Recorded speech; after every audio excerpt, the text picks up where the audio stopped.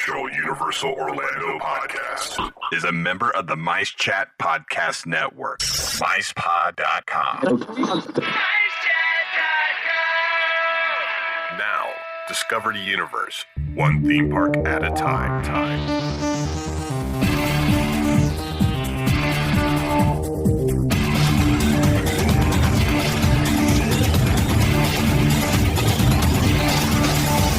Greetings, Universal fans! This episode was made possible by Fairy Godmother Travel and the Producers Club. So let's join the gang as we discover more about the Universal Orlando Resort, as well as Universal Studios Hollywood, Japan, and Singapore. Hello, and welcome to the unofficial Universal Orlando podcast. My name's Hunter, and with me today, I have Darren. What's up, Internet and Hunter? What's up, Darren? It's just a solo bolo show, but there's two instead of one. What's up, Han Rolo? Yeah, it's just me and Hunter. This is episode 140, by the way. We're taking a bit of a break this week, but we have some audio we think you will enjoy. Recently, a forum was held at the Orlando Repertory Theater. That sounds like a place where you get punished. Which showcased some of the amazing designers working in the theme park industry at the moment. The Entertainment Designers Forum, which was held in aid of American Cancer Society Relay for Life, included people who work or have worked for Universal, such as Kim Grimal, Greg Senner, forgive me, Josh Darnetly, Josh Siniscalo. There you Forgive go. me, I'm totally butchering these names. Mike Aiello was also due to attend, but was out of town that weekend. Yeah, which is unfortunate. He's always really good at these things. But our good friend Lon Smart attended the event and recorded us audio of both forums, which were just over an hour each. And what we have are the edited down versions of both forums, which will now just be the Universal relevant audio, as well as some other interesting bits. And you will hear that over the next hour or so. So before the break will be the first forum, and then after the break, we'll continue with the second. Yep. So thanks to Lon. Enjoy the show, and we'll see you all back here next week. See you guys. Remember to live the adventure. We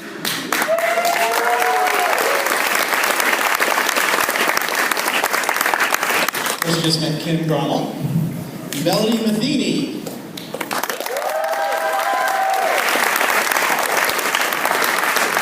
Bobby Bascom,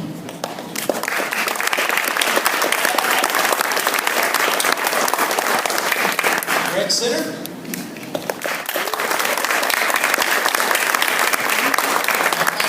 Katie Thomas.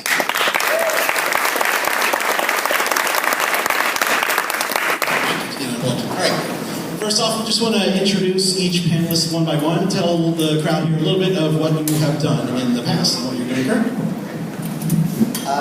Let's see, what have I done? Well, I've been in the Orlando area for 27 years. I worked for Disney Entertainment for about 5 of those, and then I freelanced for about 10 years. And I've been at Universal Orlando since then. And most of what I do, if anybody here knows what I do, it's I work on Halloween Horror Nights. Pretty much, thank you. Pretty much 12 months out of the year. Last year I also worked on the Tales of the Beetle Bard show over at Diagon Alley, while simultaneously doing Halloween Horror Nights. And that was a nightmare. But that's what I've been working on for the past 10, 15 years. Some of you might be saying, wait, I thought Mike Aiello was going to be here. And I'm Mike Aiello. It's the veteran Mike Aiello. Actually, Mike had to, speaking of Diagon Alley, Mike had to fly away to the West Coast to pick up some award or something for Diagon Alley. I was told there would be an award. I think it was from Italy. It said for Jillian on the side. But, so my name is Kim Grimal. I introduced myself earlier. I'm at Disney for the last 12 months. Only feels like 4 years. And I was at Universal for 15 years before that. I moved over there to do fun projects, and I've had a couple of really fun projects and cool stuff. So I worked with David on Halloween Horror Nights for a lot of years, and Mardi Gras and some stuff like that. And I did some stuff with Disney that I'll be telling you about as the hour goes on, and some stuff that I can't tell you about. And I'm sure there's a bunch of that on on the stage. That's me.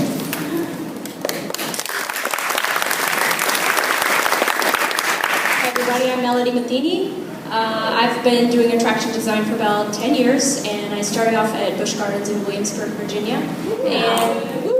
And then I moved down here to work at SeaWorld Orlando, and then Ripley Entertainment and Idea Orlando. And in the last few years, I've opened my own freelance business, so I've been working for all the different attractions companies, like Disney and Universal and Nickelodeon and all kinds of fun people. So that's what I've been up to lately.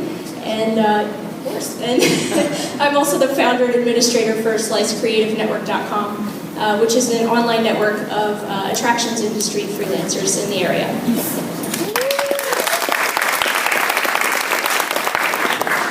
Hi, I'm Bobby Bascom. I've been a lighting designer for almost 40 years. 40? Yes. my first tour was with Bob Marley, his last tour. I also helped create the Universal Entertainment Lighting Department, because I've also connected with Universal for the past 23 years. And now I'm back on the road freelance, and I do a lot of rock concerts, I do a lot of reggae concerts, getting ready to go out to Europe and making Minaj tomorrow. I also do Maxwell, I do Shaggy, and keep going on and on and on. At the same time, I got 2 kids and 1 grandkid.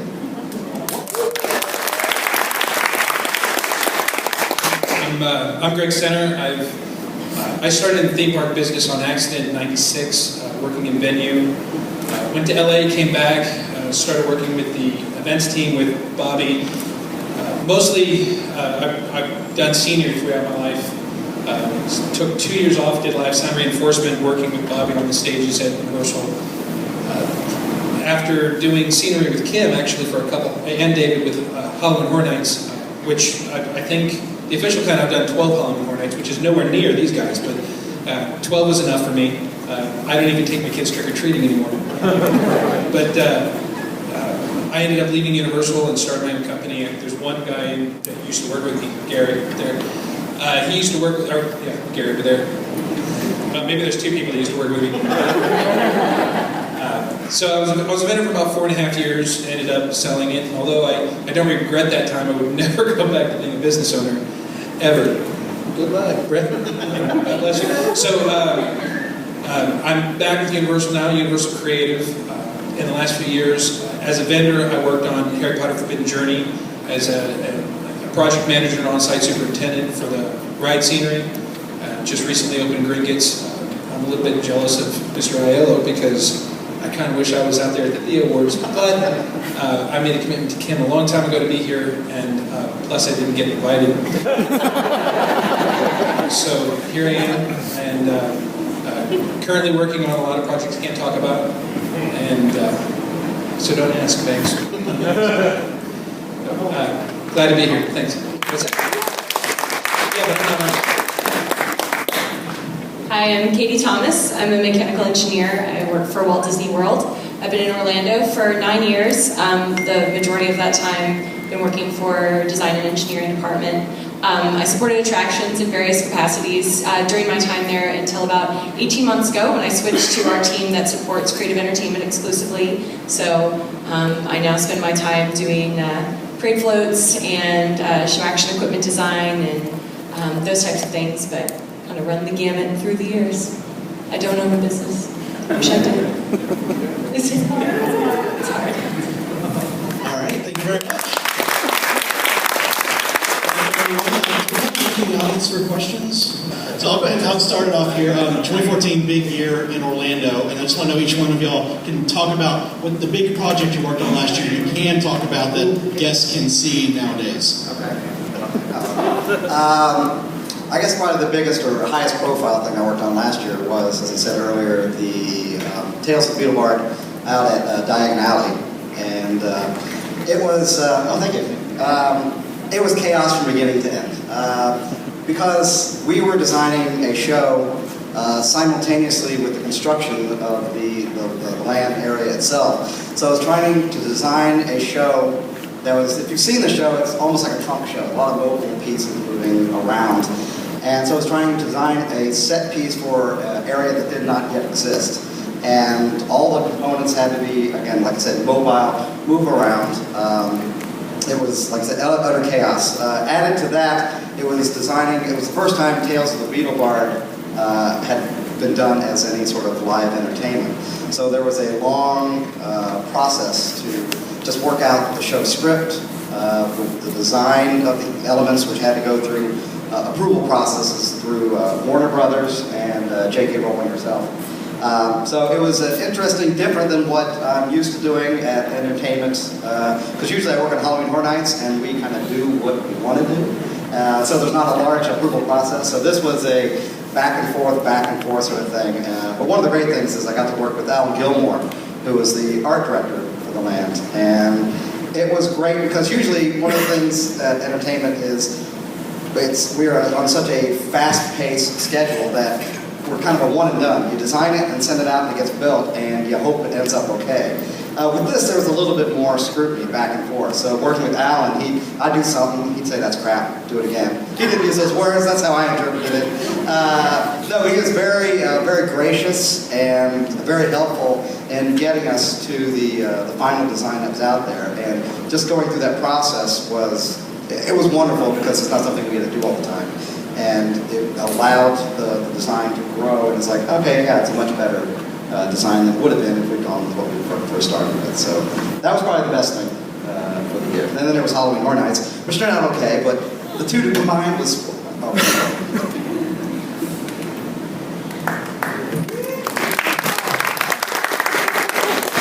I want to start off by saying I worked with Alan Gilmore too, and I did not have that experience. For an Irishman, he drinks a lot of gin. The big thing I worked on last year was Diagon Alley, specifically Gringotts Bank. I was the show manager for Gringotts Bank and the attraction, which basically it means that I was kind of the liaison for Universal Creative. We have several different kind of groups within that group. It's kind of a combination of a ride and show team, our facility team, which is the architects, and then the creative pie in the sky guys. And so my job is largely to take the creative intent and to have it fabricated and built into that facility around the ride. So the queue line and the ride itself, it was my job to take the pretty pictures and Alan's art direction. And I joke around about Alan. He's a pain in the ass, but he's really, really, really smart, and just specifically about architecture and architectural history. He's just really knows his stuff.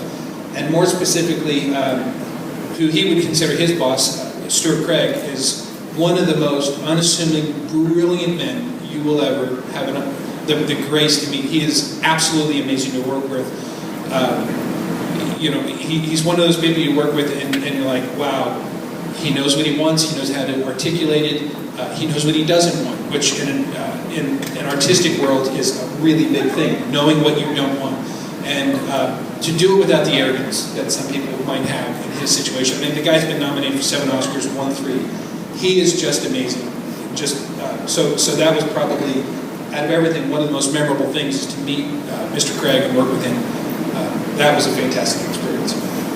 But outside of Gringotts and Diagon Alley, I was responsible for the theming on Hogwarts Express, which basically, although we had a ride manager Justin, who did a fantastic job managing the engineering and all those mechanical cross the T's, dot the I's things on the ride. It was very interesting working with a ride manufacturer who is very cut and dry, and to trying to explain to them that here we have this product that we want that looks like it's 100 years old, that's been painted 20 some odd times, and probably painted with a push broom. It really wants to look like something that is just caked in paint and was never sanded down and never cleaned up. It was just painted over the grease. So to work with their painters, we had some of the film painters work with, and film painters are interesting because they have the unique experience of being able to create a specific look until the canvas is cut.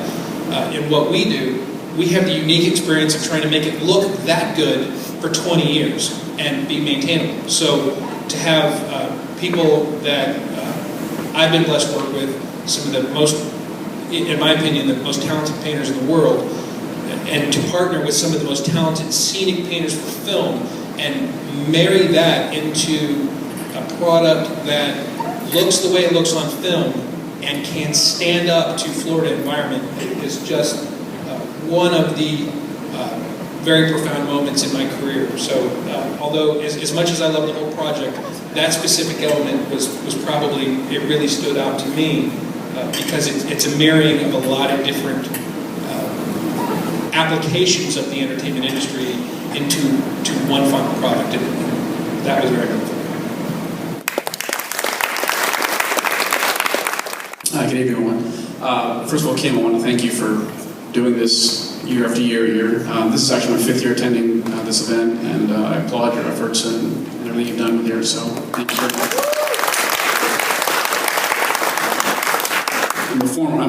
I'm a Disney alumni as well, and I've asked this question for 5 years, and it's always been a favorite of mine, and I always love to hear the answers. But this goes out for all of you here. What projects have you started on, worked on, that were huge? It was this big, massive land, and rides, and attractions, and shops, and by the time it was actually whittled down by management, and budgeting, and finances, it was this popcorn stand in the corner of Main Street here, so...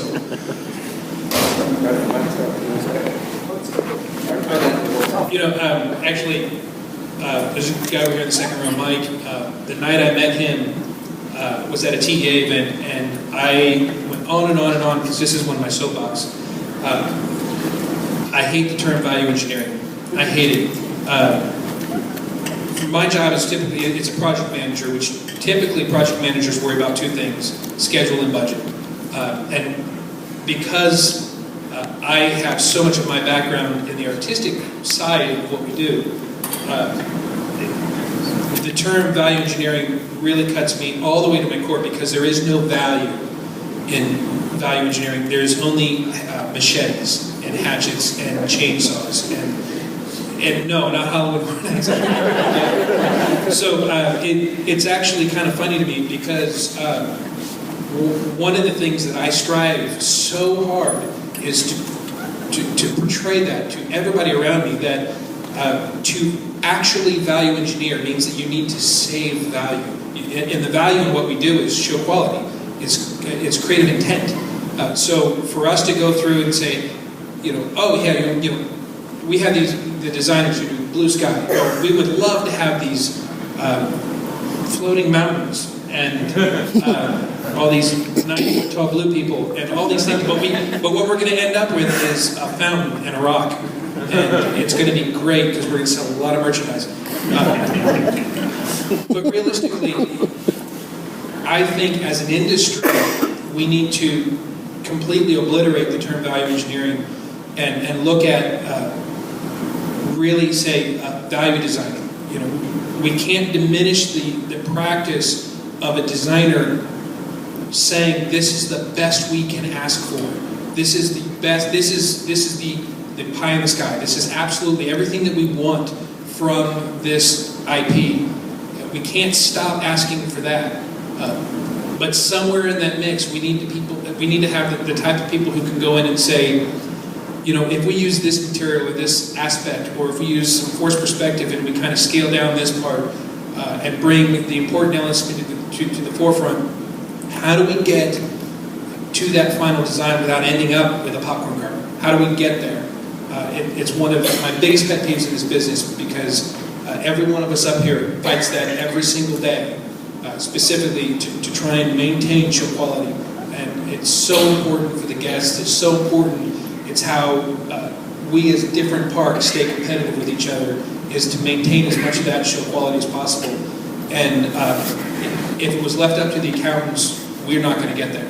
It's only going to, it goes back to passion. If you don't have the passion to protect your intent, you're just the other guy. You're just the next best. Well, can't beat that. But it's so true. Universal taught me a lot about that. There was a guy called Paul Pavis who's passed on, one of the greatest influences of my life. He taught me to dream, and we dreamt a lot at Universal. We built after the West Park movies, yeah, we built up the whole set was transported from LA and we brought it into the sound stages. We remodeled it and it was great. It was excellent. Fast forward to the movies.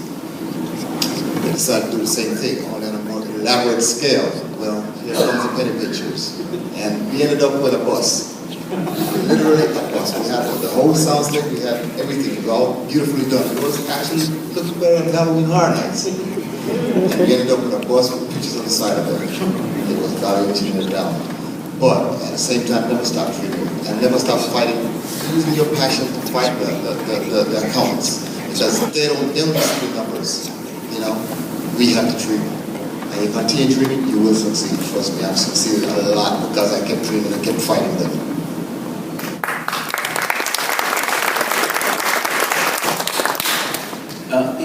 One thing, I'll talk now about Universal. I'm at Disney. Was at Universal. It's not one park or another park. I'm sure if Robbie LaPree were here, she would talk about Busch Gardens, or Brian could talk about SeaWorld. It's everywhere because it is a business. And your question is a good question. What did you start with that was this grandiose thing and one of being a popcorn cart? A lot of times we as scenic designers and as dreamers and the passionate people, we're like, no, don't take that away. But it's a business, and if they crunch the numbers and they say, oh, business is bad, or we can't afford, or whatever, there are things that happen way above our grade level that trickle down, and then you don't get the toys you want. Okay? So you throw a tantrum and you move on to the next one. Now that being said, we, years ago, early on after the first Shrek movie, we were going to do this big thing at Universal. It was going to be great. We're going to take what was the old boneyard, which had a lot. If anybody remember the old boneyard, it had a lot of where the plaza stage is now. It had all these vehicles, and they're in the Florida sun. They're rotting away. They're from different movies, and they're rusty. And we said we're going to rip that all out. We're going to put in a stage. This is before the plaza stage. We're going to put in the turf, the AstroTurf. We're going to have a Shrek show. We're going to have a parade. The parade's going to pull up. The characters are going to get up and get on the show. Well, start doing the numbers. Well, the parade went. But we're going to have the show. And Sean Risch, who was our TD, came back, and the budget they gave him to put in the turf, he said, I can't plant grass for that. And you want turf. Ain't going to happen. Grass won't happen. And then the show went away, and the stage went away, and we wound up putting in a lollipop that said, see Shrek at these times. And we had a Shrek guy who would walk out there and you'd take a picture with him. Now, years later, they put in a whole Shrek theater. David did the Donkey and Shrek meet and greet, which is beautiful. I mean, that was a beautiful thing. So it wound up happening down the line. But that first, we were so excited that whole first summer with the drawings and the things and everything, and then it just got doom. And literally, over by the Garden of Olive, there was a lollipop stand there for like $150 at that beach right there. Yeah. The one I'm going to talk about isn't anything I even worked on, or worked on very little, but one of our designers at the time, Rich West, kind of spearheaded this design.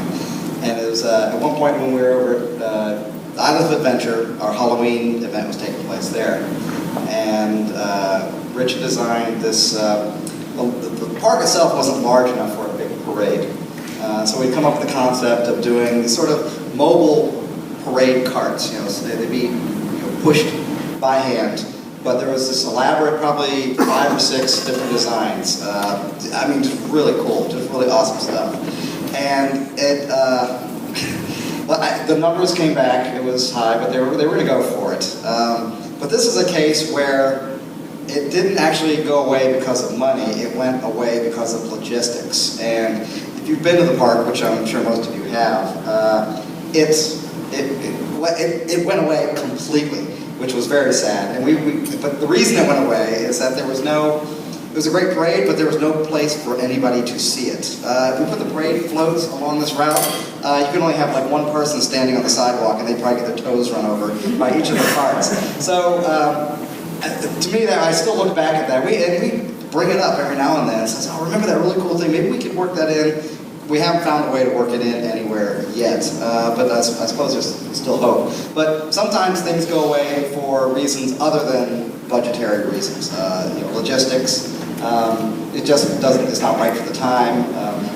So you move on to the next thing. Sometimes there's a happy story too. Anybody here know, you remember 2008, the Pumpkin Alley, 400 pumpkins.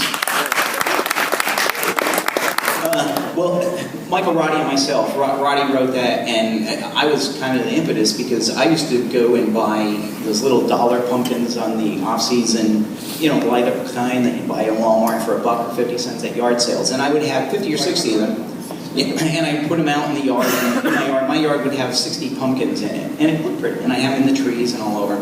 And I said, wouldn't it be cool if we did 500 pumpkins? Wouldn't that be cool? And everybody said, that's a great idea, let's do that. And we had doors that were going to be, it was going to be traditional Halloween. And then they saw the numbers, and their head exploded with the numbers. Because you have to realize, for every pumpkin, because it's on a dimmer switch, so if a pumpkin's 30 feet in the air on a branch, it's got to have a cable running all the way down, and then to a dimmer rack. We had 8 dimmer racks. So the cost was coming back, it was enormous. There should be no math in this conversation until she talks, but the numbers were enormous.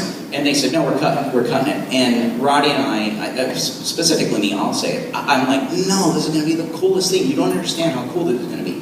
So I had a new sort of intern, new guy, Big Mike Wallace, who's since gone on to do Diagon Alley. He's up in the back. I had him do SketchUp model of the pumpkin density chart. We took the area he was going to go in. I said, what if 400 pumpkins look like in this space? And he crashed SketchUp, putting all these pumpkins everywhere.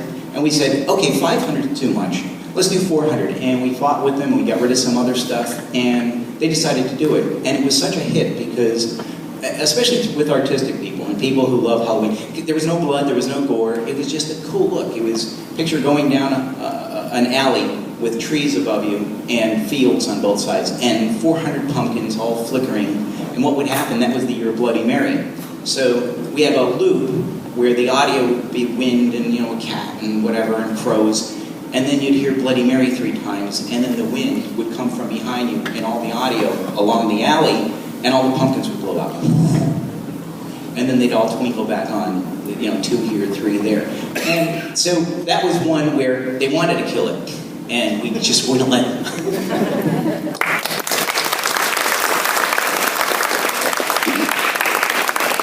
Let's go back pretty fast. We have time for one more question. I saw your hand in the back there go up first. Last question.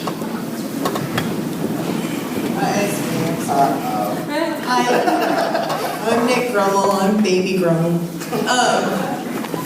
There have been years and years and years of a lot of inspiration, and I know all you guys have stories, especially people who have followed you in the industry or people that you've inspired on Slice. What's your most proud moment in terms of someone who you've inspired and you've had an impact on their career? Stand up. This is my best story from Slice. This is Joe Noobs.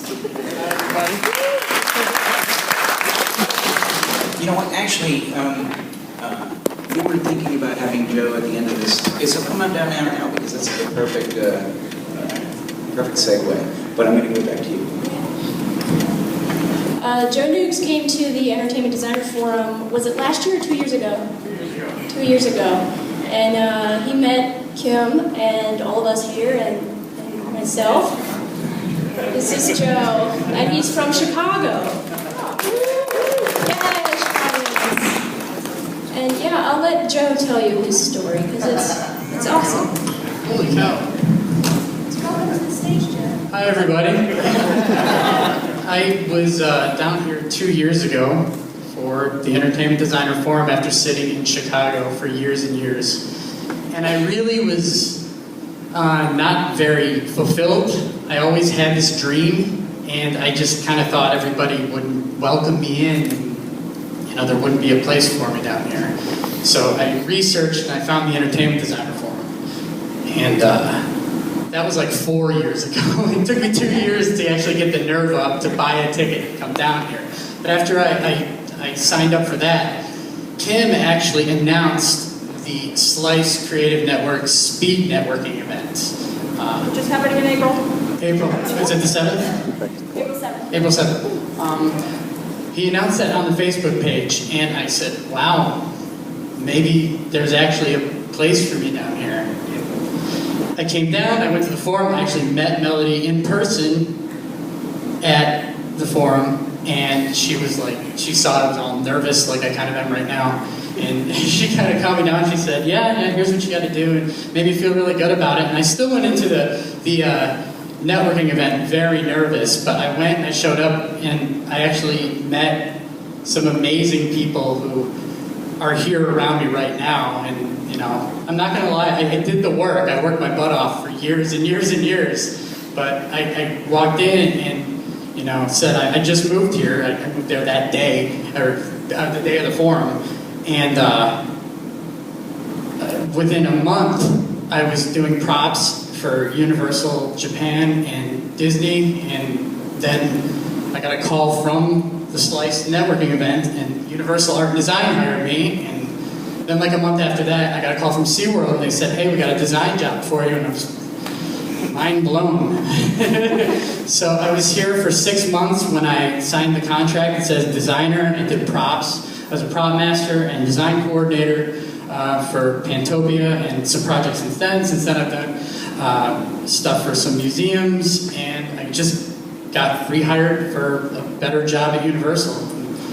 Basically, the Slice speed networking event, Melody's baby, basically, it like changed my entire life, and that networking event was like probably one of the best nights of my entire life. So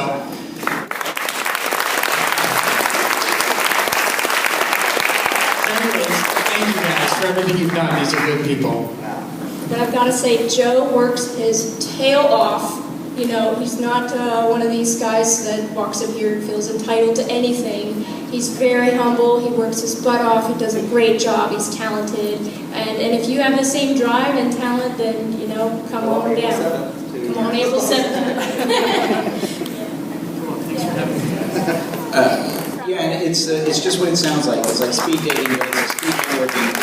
You get 3 minutes to see a Universal art director or a SeaWorld art director, and you go, you barely get to open up your portfolio and show them something, but that one couple of seconds, an art director could say, oh, I got to call that guy back, or I got to call that girl back. I'll go next. I'll go next. I've been doing this a long time, so I have a lot of people that I'm proud of where they've come to. That guy right down there used to work with me a lot, and then he started 5 New Monkeys. Have a beer out with him, and he'll tell you about 5 New Monkeys outside when we go to the auction. The person who asked the question, I'm really proud of that person. Tall redhead who,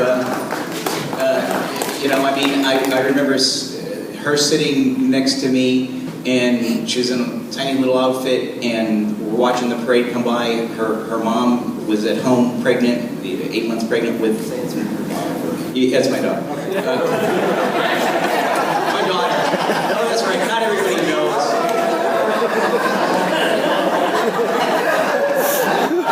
I think they got it, but it was my daughter. And anyway, we're down here, and I have pictures of her on the side watching the parade go by at Disney. And then years later, I'm standing there with my wife, and we're taking pictures of her coming down in one of the floats and being friends with, that's what you're supposed to say, being friends with the Snow White Queen, with these wonderful pictures of her on the float coming down. And now she does work for Diagon Alley and places like that. So I think probably you.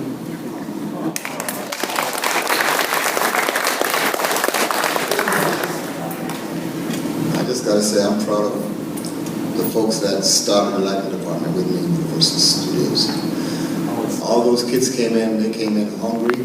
They came in, most of them basically had no experience, but they were hungry and they learned.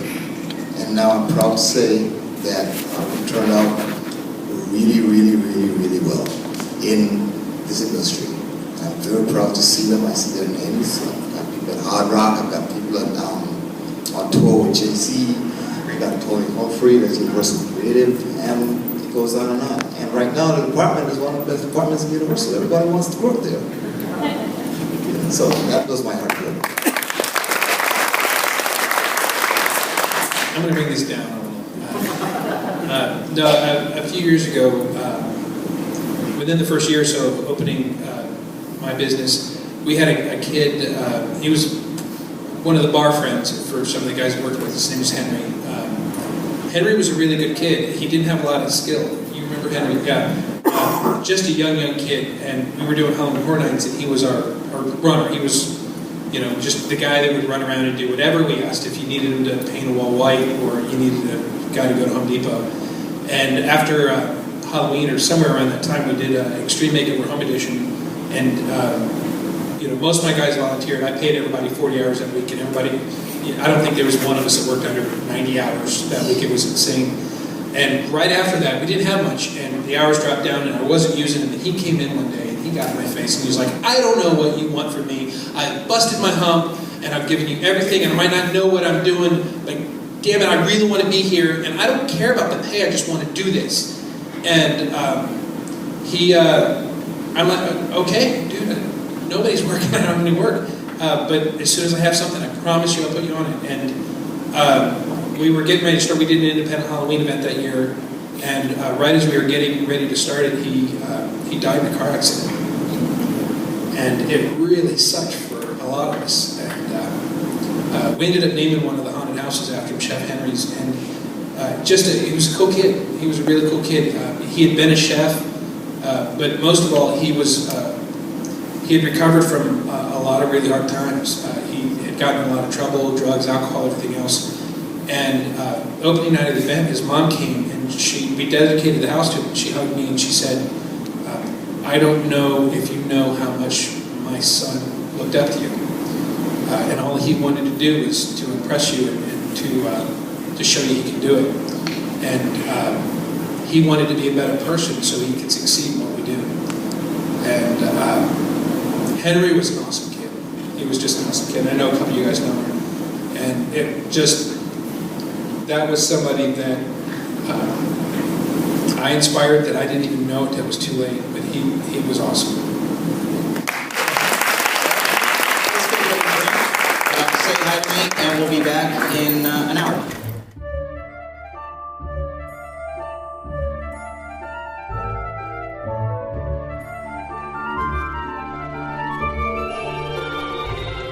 Diagon Alley is open at Universal Studios Florida, and we know all you witches and wizards can't wait to visit.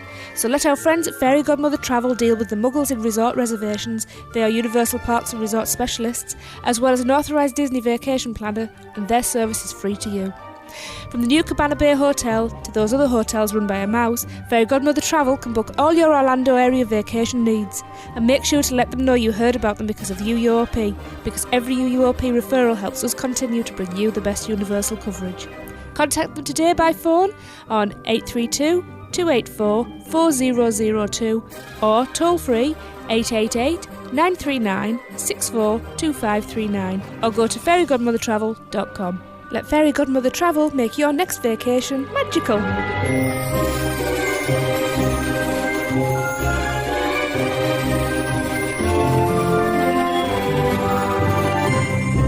We now return you to your regularly scheduled programming.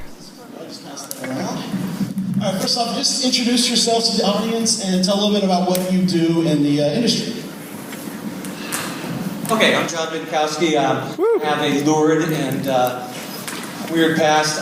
Worked for SeaWorld back in the 80s, 70s, and 80s, and started my own company called Renaissance Entertainment that's been around for 25 years. Yeah. I'm old. And was involved in the infamous Hard Rock Park. Yes! Those who got a chance to see it, actually, it looked good. We financially tanked, but it looked great. And also, when I turned 50, I know I don't look it, but when I turned 50, I really wanted to produce a movie, a feature film, because I'm in your business, I've never done anything longer than 20 minutes in my life, including my wife. And so, I wanted to have the experience of doing something longer than 20 minutes. Okay, moving on. This is the latest. That's awesome. My name is Ray Kime. I am a digital media designer and art director. I'm a freelancer for the Orlando theme park industry. A lot of people here know me through Halloween Horror Nights as basically artist and illustrator for Legendary Truth, the Collective, which was our interactive, at the time, RFID, in-game, at-home gameplay. I also work for, I do stuff for Nickelodeon, I do things for Busch Gardens. I'm known for a website called Haunted Dimensions, which is what got me in the business. 10 years ago, I decided I wanted to build a paper model of Disney's Haunted Mansions, because I know, like a lot of you guys, I'm a huge fan, huge theme park fan. Built the models, I put them online for free, and long story short, that's what got me my first job with TJ Manarino working in Halloween Horror Nights. And so it went from a passion and a hobby to actually doing things like building scale models of all of Diagon Alley, and Simpsons, and a lot of the projects we did for art design and for Universal Creative. So it's been a wild ride for the last 10 years. And thank you all for being here, by the way. It's awesome. Hi, I'm Chris Sword. I'm a senior technical director for the Walt Disney Company. And my job is basically to receive information from the designers and reply with, "You want to do what?" It's part of my job to help them figure out how to realize that vision and that dream. And being at Disney, I've had the opportunity to work on a lot of different projects. We are pretty worldwide, so we get to visit a lot of places like Papenburg, Germany, and Podunk, Washington, literally. But being part of Disney, being able to work on the dream and the fantasy, and most recently worked on the Festival of Fantasy Parade. Yes, I do know how the dragon breathes fire. My name is Jeff Hornick. I'm the Regional Director of Design Engineering for SeaWorld and Busch Gardens. So I'm the engineer on this panel. I started out at Busch Gardens about 12 years ago. I started out as a ride operator at Kumba, then Shikra, and then I've worked my way up in the engineering department. I've worked as project manager on a number of attractions at Busch Gardens. Worked on Falcon's Fury, Cheetah Hunt, the Animal Care Center, and a number of others out there. So now I'm doing that type of position, not only for Busch Gardens, but the SeaWorld Park. So all of our 5 parks here in Florida.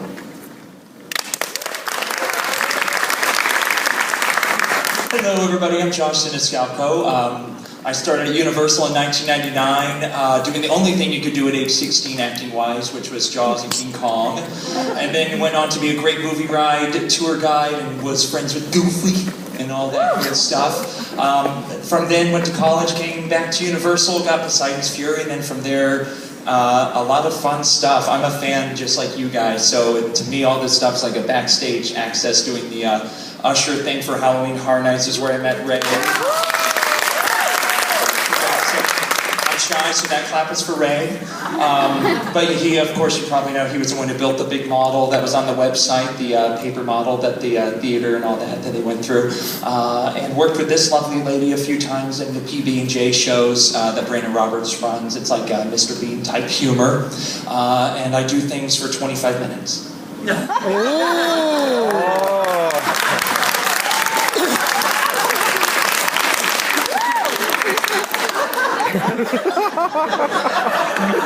makeup show.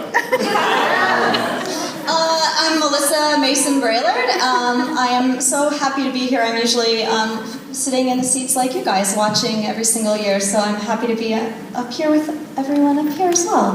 I'm the Director of Marketing Communications at Orlando Shakespeare Theater. I have been with Orlando Shakespeare for 10 seasons. I'll be starting my 11th season in September 2015. And I've had lots of different roles with the company. I started actually as a marketing acting intern and was the marketing manager, the company manager, and the director of marketing. This will be my 5th season doing that. I'm also an actor. I've done more than 20 productions with Orlando Shakespeare Theater and will be directing my first show with them next season. And I've also acted in many of the theme parks around town. So I'm very happy to be here. last session, we will take questions from the audience. But first, I want to start off by asking each of our panelists here. 2014 was a big year for theme parks in Orlando. If you can talk about some of the big projects you worked on last year that guests are able to enjoy and experience today. Yeah, there's a good answer for this involving your hubby, who directed me. We opened Beetle the Bard this year and all that, and Harry Potter. I don't know who they're pointing at because he wasn't here tonight, but no, that was fun. And once again, another backstage view of how it all works. We saw the buildings brand new looking, and then the next day they're splattering paint. You're like, oh, is that going to look good? And it's perfect. And the dude sitting next to him, I know, had a lot to do with that as well. But yeah, Beetle the Bard, that's a beautiful show if you haven't seen it yet. I think it's on YouTube in New Zealand, so I did it too. I work in art and design at Creative, or at Universal as freelance, and it's mostly for Halloween Horror Nights and their games, which I've been doing. This will be my 10th Halloween Horror Nights this year. But I also work for Universal Creative, and I'm a dimensional designer for them, building scale models of all of the attractions and things that are happening in the future. So a lot of what I worked on in 2014 I'm not allowed to talk about. There are some hints already out there of what I might have been working on, but Diagon Alley is something I'm allowed to say, and so even though it's a little bit, earlier than 2014, one of the most amazing things I did was I was one of the scale model builders of Diagon in its early concept stage. So I built Diagon in, a 10 foot by 10 foot and by a 40 foot by 40 foot at different scales, and a 1-inch scale model of the Gringotts ride. And I got to work with people like Alan Gilmore, the art director of the movies, and you guys, if you've been to forums before, he was a panelist, and Bryn Court, who was the master sculptor of all the Potter movies. I got to spend a year at a soundstage with him, carving out some things for other projects that we're working on. So 2014 was an amazing year to get. I got a little taste of every interesting thing going on at Universal right now, so it was very cool.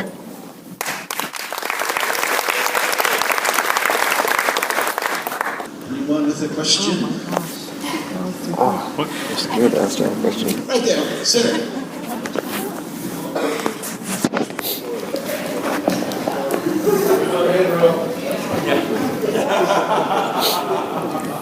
So with properties like Frozen and The Walking Dead that companies see are very lucrative and stuff like that, but they're being very maybe saturated, I guess.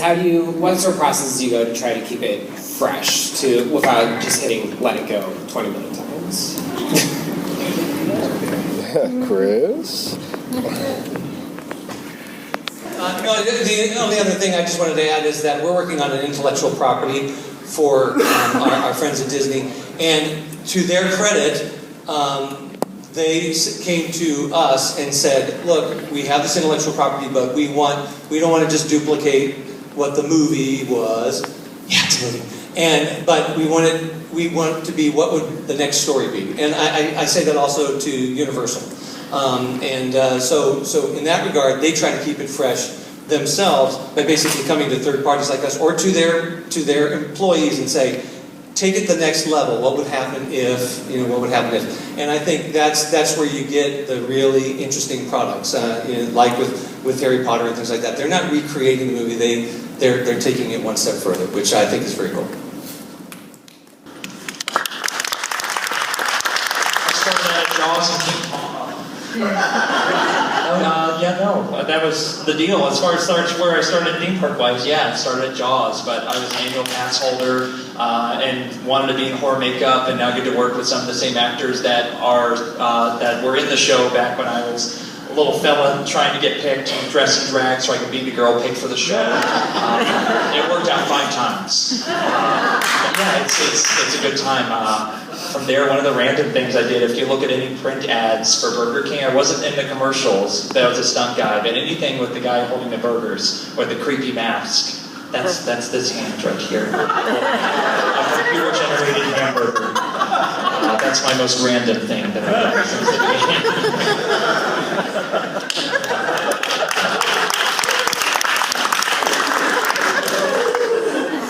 Part of why I'm on on this stage as part of that long and crooked path. Joe Volcano reference there. And there's a real connection for me. I have an entire half a life where I was an art director for a medical publishing company. I did medical illustrations and medical animations. They were very clean and clinical and beautiful and not bloody or gory or anything like that. In 2004, I got the news that I had cancer.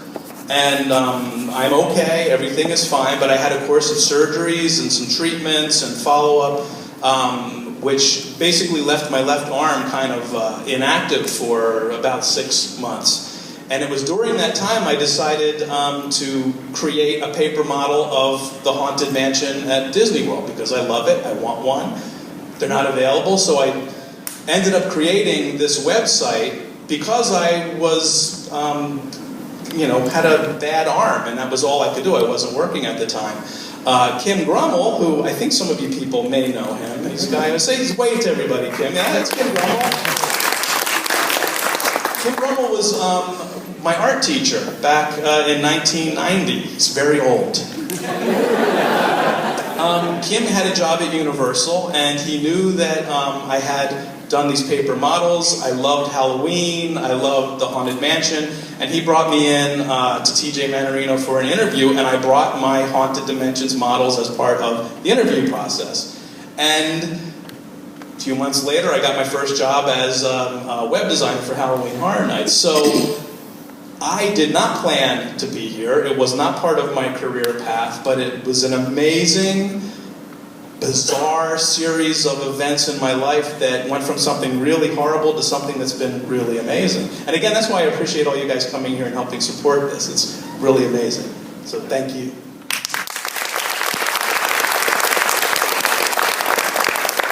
Questions? Right back there. Hi, if you could go back in time to when you first started in the entertainment business and ask yourself one bit of advice. So one bit of advice you'd give to yourself, what would it be? What a piece of question. Man, you guys have important jobs. So much. There's no harnesses in my shows. Things that are fresh from the get-go, I guess, acting-wise, to bring up Usher stuff, that was just fun because Michael Roddy handed me the script and just said, do what you wish with it. I think I got it like a week before we shot the stuff on YouTube. People think we know a bunch, like a year before, but we're all, it's all top secret until you're in it kind of thing. For acting stuff, I think it's just about keeping an open mind, and if you were to see yourself from the audience, what looks cliche, or trying to stay away from what you would not so much judge, but what would seem like, okay, that's cliche, that's overdone, and just trying to keep stuff fresh. Usher-wise, coming up with a voice, it's a mix of Hannibal Lecter and Richard O'Brien from Shock Treatment, which is the sequel to Rocky Horror. Good evening, moviegoers, to where it's got that sort of deep twang to it. That's my form of answering a hard question, because I'm just an actress. Pass it along to this actor. Third row. Hi guys. You guys have all been involved in amazingly successful projects. Can you tell us about a project that you worked on that was not amazingly successful? Something that was a complete train wreck? You can start. And what have you learned from that film? Don't even go Okay, sure. Bring it on. Okay. This is something that happened during a horror makeup show. I don't know if I'm allowed to say it. Everything's fine, but I was the host, and Bill Logan was the artist. If you've seen the show a bunch, he's a old guy talks like that.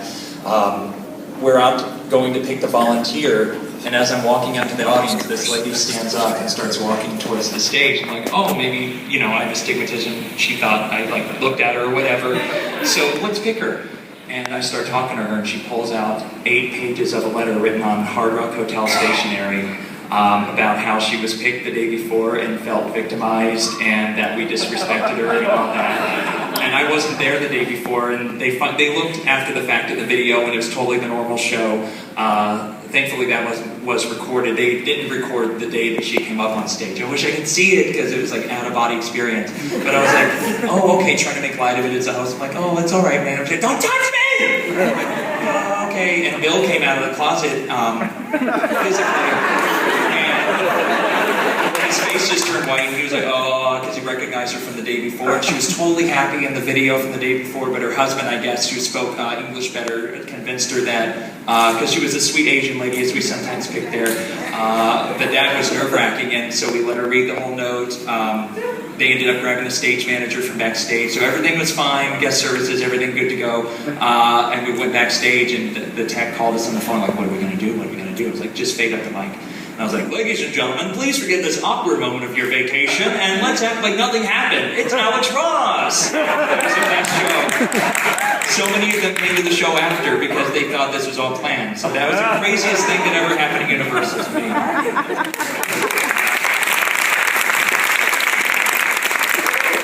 A question right back there. Hey guys, for those of you who've been involved in theater in the past, what role or what importance do you feel that acting and the human element adds to the theme environments that make it more than just pretty architecture? Like, I'd be interested to hear on the human element that is added into these lands to make them so special, and what your thought is about that. I do have the microphone. Oh gosh, in theater. I think that, the human element from the performers to the technicians behind stage, that's what makes it exciting and keeps it, we were talking about keeping things fresh earlier. Every single performance, like Josh and his woman with the letter, that could only happen in a live format. That would never happen. Filmed media is lovely and wonderful, and that again is still, real humans performing, but it's a moment in time, and it's captured forever. Whereas this is a moment that every single time it's a little bit different, which I love about it, and it's also a little scary. Think about it.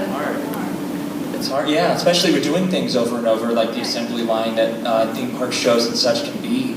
And you get people that come back, and you get the repeat guests, which is sweet, and they know the jokes in the show, the things, horror makeup to go back to. That's the one that's supposed to seem like the first time. It's all supposed to seem like the first time, but there's mistakes, like the host says playtex instead of latex. And to make that not contrived sounding each time, it's a challenge, because you'll see a video of yourself and you go, oh gosh, I suck. And then you read the YouTube comments, and that doesn't help. The sweet ones just fund in because the other ones stand out. But I think it's just a matter of not making it seem recorded, because a lot of people get satisfied with the fact that some people just clap, not over anything, but it doesn't make the audience dumb by any means, but there's other people who are savvier, if that's a word, that will pick up on the nuances. So hopefully that's done a lot if we're doing our job right, if that answers the question at all. How about how'd you do the spieling at Kumba, the ride announcement? Make it fresh. Usually we do it like air traffic controllers or like policemen are just like going like this, so we can't really hear what's going on.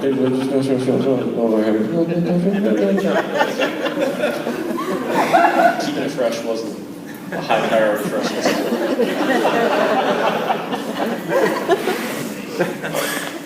That's why we invented audio animatronics.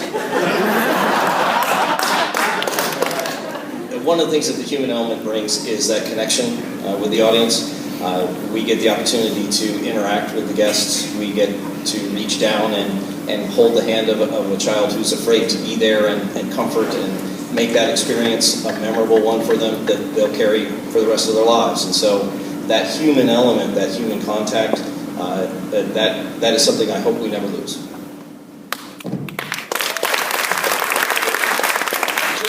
For people who don't know, that was Nick Collins, who was a senior scenic designer at Universal Art Design. Been here for 2 years. And I can say, not as an actor, but as an artist and as a fan going to the show, the talent is what brings it to life. The sets are beautiful and amazing, but what really makes it memorable is how an actor will touch you or scare you or make you laugh. And then I have to say, Josh White here, you are one of my favorite Universal actors. He needs a man in a green screen outfit following him around. Like,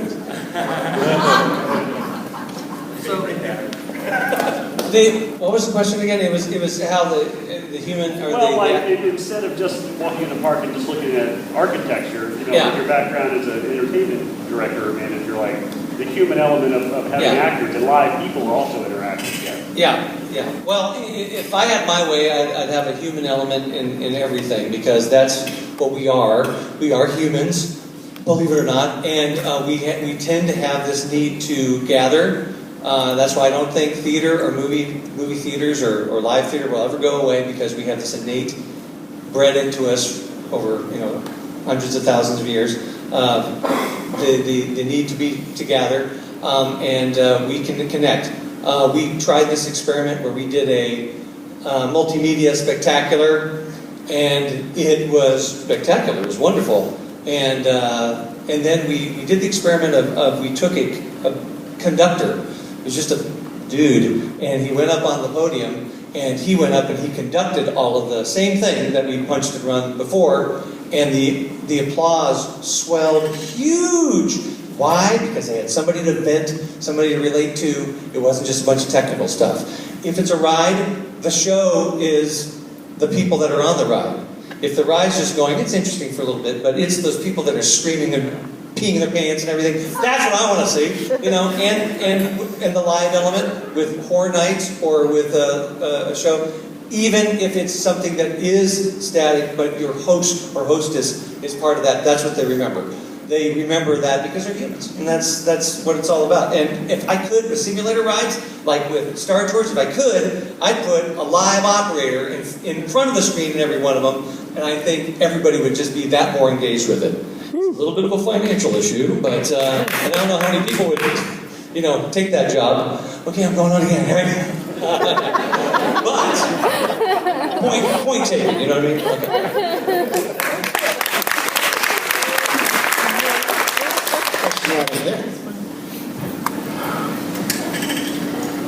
Thank you. Earlier you gave the advice to be fearless, not to fear, and to take every opportunity. Can you tell us about a time in your career where you feared something, but you were able to go out and take that opportunity, and the outcome of it, how it was greater than you had imagined? Probably one of the scarier things in retrospect seems like, oh, it's just a choice, an option, but I didn't know if it would make or break my chance at getting into Universal. But the first thing I ever did at Universal, I wanted to be the Grinch, and I moved back from college in New York and went to American Musical and Dramatics Academy and came back, and it was like a week after the audition. I'm like, oh, I want it so bad.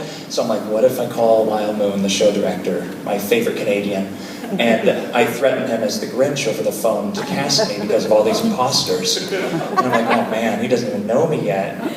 And I did it anyway. And I got Poseidon's Fury. The Grinch. That happened later, thankfully, but yeah. A little scary. I'll take over Canada.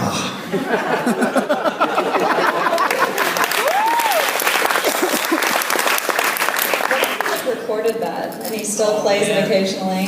Nowadays I have the iPhone by me. Yeah. And record it. You can send him a video of it, actually. Just I'm gonna do it. Paint myself green. Oh. In my underwear.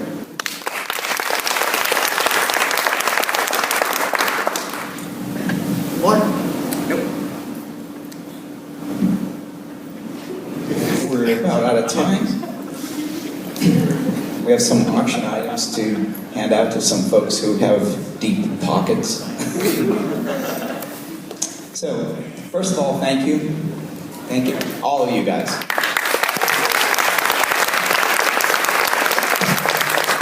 It gets bigger and better every year.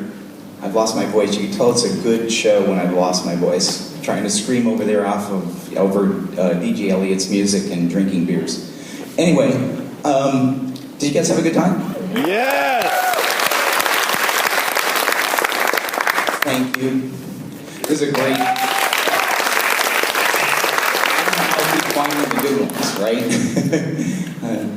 Some of it is, friends. Others like, hey, do you want to do this? And I'm like, what is this? What is it, John? Matter of fact, a couple of weeks ago, I was over at the Celebration Porch and Yard Sale trying to find stuff for my auction, buying stuff from Disney and all. And I walk up to a yard sale, and it's John. And I'm like, oh man, and I already knew he was going to be on this. And he says, yeah, I'll be back from India. When did you get back from India, right? Yesterday. Yesterday. He got back from India yesterday. Bobby Baskin, who was up here earlier, he leaves tomorrow for Europe for Nicki Minaj. So it winds up working out, right? I have one quick story, and Greg, who was on our first panel, will remember this. There was a question for the whole panel about something that went wrong but then wound up being okay. And I used to design the Bill and Ted show over at Universal. And one of my favorite designs was a design over in Toon Amphitheater. And Greg had a company, and one of the things, it was during Dukes of Hazzard, the movie, the really bad movie. Well, written into the show was Daisy Duke and two Duke boys and Uncle whatever his name is. They're going to come out in a little car. So he finds a car, and it's the Dukes of Hazzard car, but it won't fit 4 people. So he has to split it and move it and cut it, and it's a little go-kart. So we put this go-kart together, and it's run by battery, and there are 4 people in it. So he has a bunch of batteries, and I get a call I'm on my way home. I've been working like 20 hours on my way home to get a shower to come back for, I think it was executive review. And the tech there says the car went back up. And literally the very first thing of the show is the car comes out and stops. They get out and they do the rest of the show. And then at the end of the show, they clear the stage, they clear the audience, and the tech drives it back. So it's forward and it's back. So he says, it won't back up. I said, okay. I call Greg and he goes, well, it needed more power, so we put more power in it. And all you have to do is take the 2 gator clips and reverse the poles on the battery. It'll go backwards. I said, okay, all right. I'll go down. I said, what about an E-stop? He said, no E-stop. You push the pedal, you take your foot off the pedal, it stops. Easy enough. I get out there, I get in, reverse the poles. And this is a stage that's 5 feet high. It's that high. Oh boy. And I tap on it goes a little bit. I tap on it goes a little bit. And I push it, and it zips across the stage backwards. And I'm yelling, oh, fudge. And I crash off a 5-foot stage going straight down into all of these steel or aluminum benches bolted to the ground, smashed through 3 benches. And the seat was built out of 1-inch steel with a plywood back. That's what I hit. And I'm laying there, and all I hear was all the techs in the booth going, oh, he's gonna die. And I'm sitting there like this, and the tires are... And there are techs running from everywhere to pick it back up and put it back on the stage. Oh my God. And I'm like, wait, you have to turn it off. I'll just go zipping back on the stage again. So we took it off, and the radios are cracking all over the property. Kim Groen just ran the car off, the Dukes of Hazzard car off the stage. And our stage manager, Julie, says, is he dead? And she said, it's because that would be cool. She said, and at the time I kids were young, she says, how cool is that? How cool is that story? Yeah, how did your dad die? Well, whatever, this, that, or the other thing. How did your dad die? He drove the General Lee onto the back of the stage. But it wound up being, he came in that night, fixed it, got it running, got it back on stage, and it wound up being my favorite, the favorite Bill and Ted show that I think I've ever done. So, anyway, that was my last story. Thank you, everybody. Thank you, all you guys. Thank you, all you guys.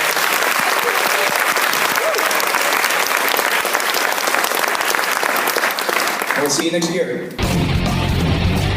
Well, that wraps up another unofficial Universal Orlando podcast. Be sure to follow us on Facebook, Twitter, Instagram, Pinterest, and YouTube. Just search the word UUO Podcast. We'd love to hear from you, so if you've seen something hilarious in the parks, let us know for our Funny Schmidt segment. And if you've had a great experience with a team member, we want to hear about that too. So to get in touch with us, email us at podcast@uuopodcast.com or record us a message at speakpipe.com/uuopodcast. Please subscribe to us on iTunes and rate and review the show. That would be amazing. Not an Apple user? No problem. You can find us on Stitcher, at uuopodcast.libsyn.com, as well as many other podcast apps. And don't forget to check out our sponsors, Fairy Godmother Travel, for all your Universal vacation needs. Head over to our partner site, micechat.com, for even more theme park news, and check out micepod.com. So until next time, be adventurous. This has been a micepod.com presentation. MiceChat.